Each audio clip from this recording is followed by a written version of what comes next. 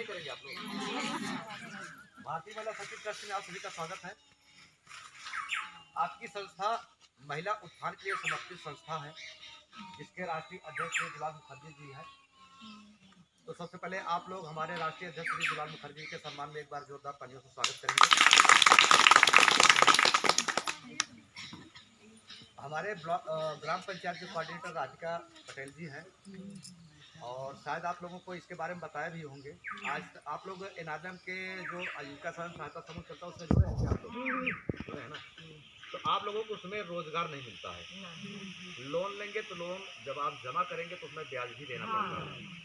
भाई लोन कौन लेगा जिसको पैसे की जरूरत पड़ती है ना?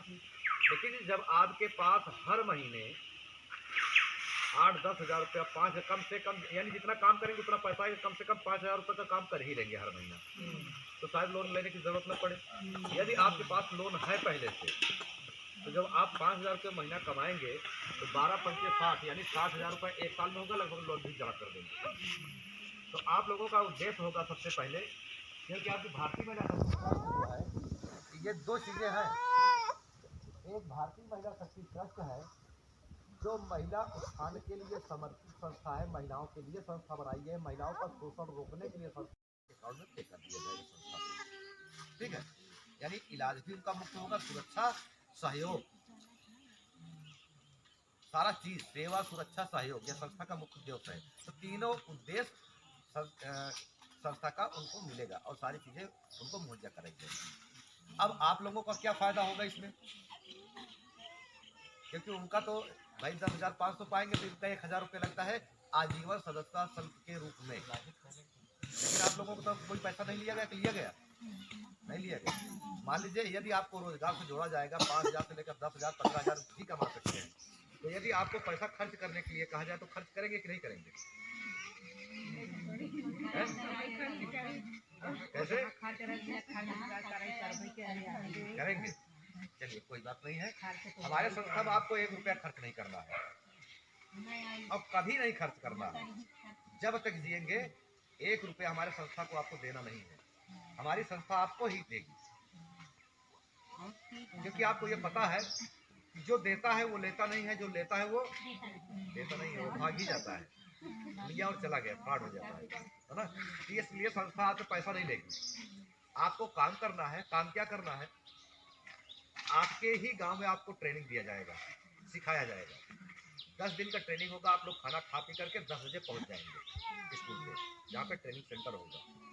4 बजे तक आपका ट्रेनिंग होगा। फिर आप अपने घर पे आइए, अपना घर परिवार देखिए, बच्चे देखिए। फिर अगली सुबह आप इस तरह से 10 दिन जाएंगे।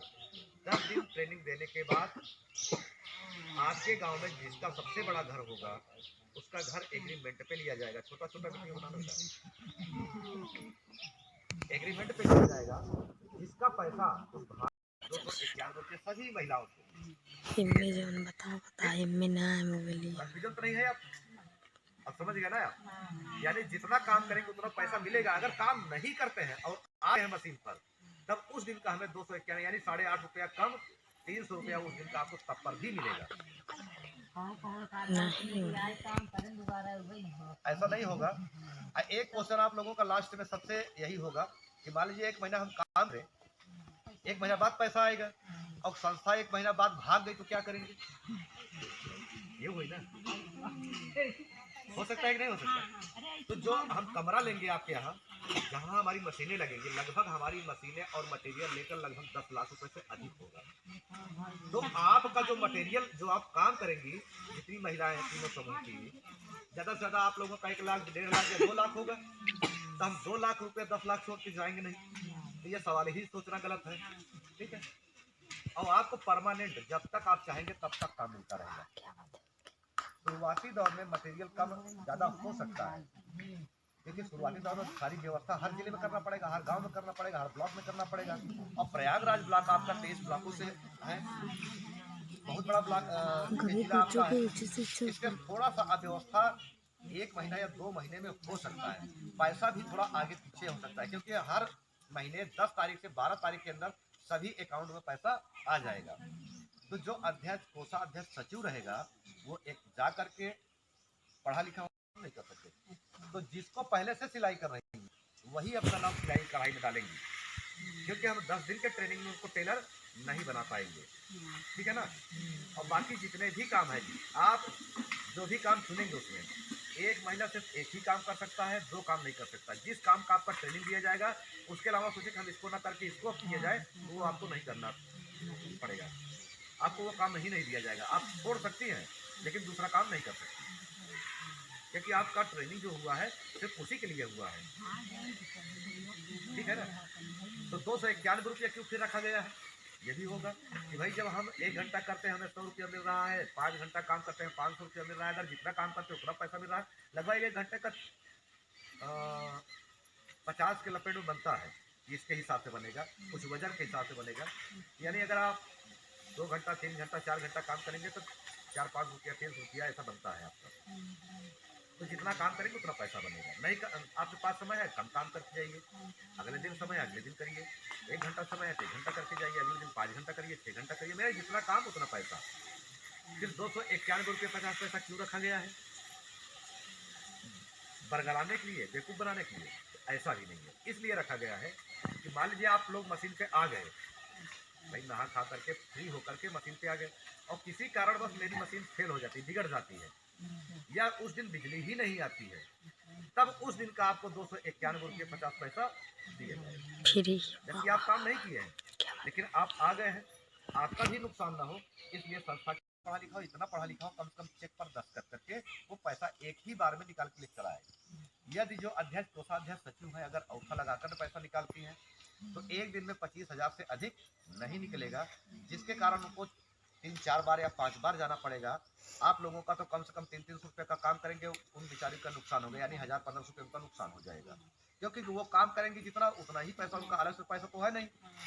तो इसलिए एक दिन काम बंद होगा, जिस दिन पैसा निकालने के लिए जाएंगे, पैसा निकाल कर लाएंगे, इनके पास रजिस्टर होगा, आप कितना काम किए हैं, एक दिन का कितना पैसा आपका बना है, एक महीने टोटल कितना पैसा बना है, ये सबका पैसा जिसका जितना रहेगा उतना बांट देंगे, फिर दूसरे दिन से अपने अपने काम पे आप लोग आ जाएंगे, ठीक है। कोई दिक्कत किसी को? और कुछ समझना है? और कुछ समझना है? क्वेश्चन है कुछ? चालू इसी महीने में होना था, नवंबर से ही चालू होना था, लेकिन हम लोगों का एक्सीडेंट हो गया, गाड़ी हम ही चला रहे थे, हमें चोट नहीं लगा, लेकिन पुण्यराज मास्टर साहब हैं मैलान के, अपने जानते होंगे आप लोग शायद, अपने पूरे जिले के पदाधिकारी वही हैं, और हम आपके उत्तर प्रदेश के 75 जिला को देखते हैं। बेटा बंद कर दो।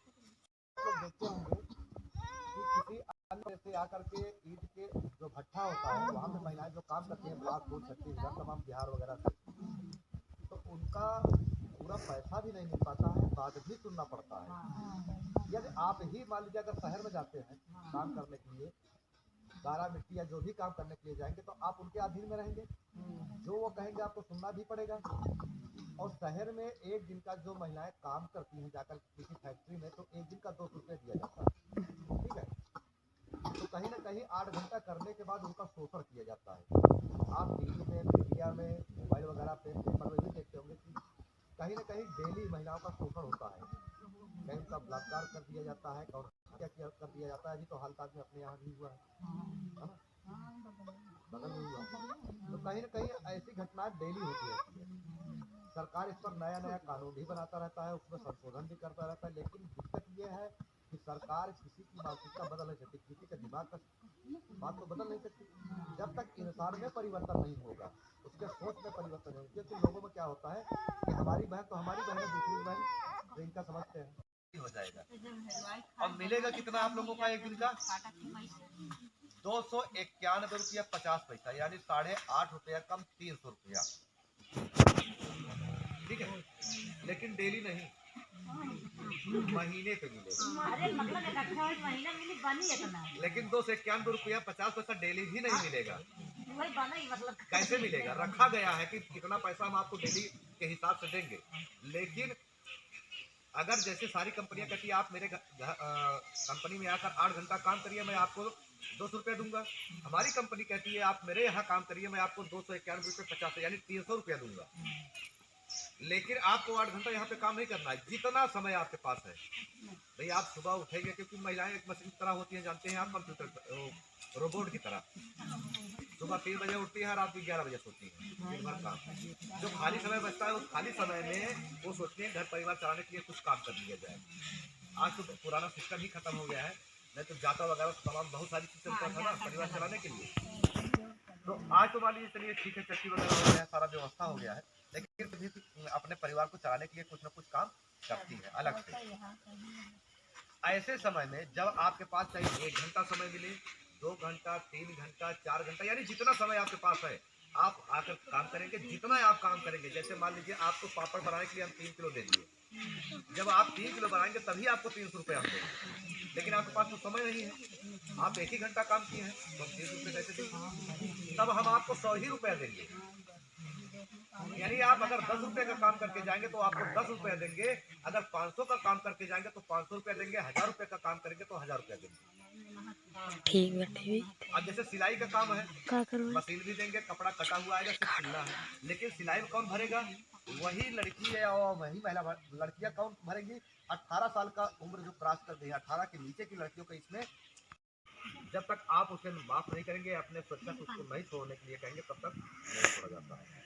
ठीक है, ये आपका संस्था से ये काम है। दूसरा काम होता है कि जिंदगी जीने के लिए सबसे ज़्यादा जरूरी क्या होता है जानते हैं? हवा, ऑक्सीजन। यहाँ तो बहुत सारे पेड़ हैं, पर्याप्त मात्रा में ऑक्सीजन मिलता है। आप सुने होंगे कि जब कोरोना टाइम में एक सिलेंडर 80,000, 1 लाख, 1.5 लाख रुपये का बिका है, ठीक है ना? लेकिन देहात में शायद ऐसा नहीं हुआ। क्यों नहीं हुआ? क्योंकि यहाँ पे पर्याप्त मात्रा में ऑक्सीजन है। लेकिन हमारे जितने भी संस्था में लोग जुड़ेंगे, उनके जीवन का एक लक्ष्य भी होगा, अपने ज़िंदगी में एक फलदार वृक्ष जरूर लगाएंगे, जिससे आपको ऑक्सीजन भी मिलेगा, आने वाले हमारे जनरेशन को भी मिलेगा, साथ ही साथ हमें फल भी मिलेगा खाने के लिए, यानी कई फायदा होगा। ठीक है, और संस्था की तरफ से बाल विवाह, बाल मजदूरी और नशा मुक्ति के रोकथाम के लिए काम करता है। उसके बाद फिर आपका रक्तदान और रक्त शिविर का आयोजन किया जाता है। रक्तदान क्यों किया जाता है? पहली बात, तक खून का नाम लेते हैं कि खून हमें दान दे दीजिए, लोगों का रूप का जाता है, महिलाओं में खास करके होता है कि अपना खून क्यों दे दे। खून देने से ये होगा, खून देने से घटता नहीं है, बढ़ता है। जितना आप निकालेंगे फिर कुछ दिन बाद अपने आप पूरा हो जाएगा, फिर निकालेंगे, जितनी तेजी से निकालते जाएंगे उतनी तेजी बढ़ता जाता है, यदि नहीं निकालेंगे तो कम भी पड़ता है। ऐसी स्थिति में जो आपके बच्चे और आपके हस्बैंड वो लोग बाहर जाते हैं काम करने के लिए, दुर्भाग्यवश अगर किसी का कोई हादसा का शिकार हो जाता है, अगर ब्लड की जरूरत है तो खून के बदले ही खून मिलता है, ना कि ये तो पैसे से मिलता है। यदि बहुत सारा पैसा आपके पास नहीं तो ब्लड तो नहीं दे पाएंगे आप। कोई जब डोनेट करेगा, कोई देगा रक्त, अपना दान करेगा, तब उस रक्त के बदले में आपको रक्त मिलेगा, यानी जिससे किसी का जान बचाया जा सकता है। इसलिए संस्था की तरफ से ये इसका भी शिविर लगता है।